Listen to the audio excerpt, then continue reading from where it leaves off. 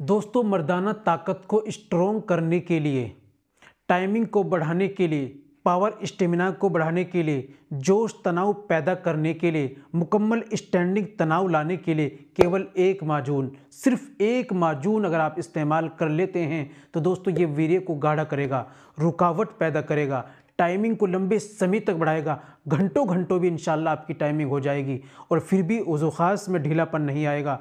मुकम्मल स्टैंडिंग तनाव पैदा करेगा, नसों को मजबूत करेगा और दोस्तों शारीरिक ताकत पैदा करेगा, शरीर के अंदर एनर्जी पैदा करेगा, जोश तनाव को पैदा करेगा। दोस्तों ये माजून अगर आप इस्तेमाल करते हैं तो आपकी समस्या को दूर कर कर आपको जो है नामर्द से मर्द बनाएगा। कौन सा माजून है? तो दोस्तों यह है माजून लबूब कबीर, जो बेहद पुराने ज़माने से चलता आ रहा है। माजून लबूब कबीर 1 kg का 1 किलो का है, जिसका प्राइस है 1673 रुपये। आप लाइए या ऑनलाइन मंगा सकते हैं और इस्तेमाल कीजिए।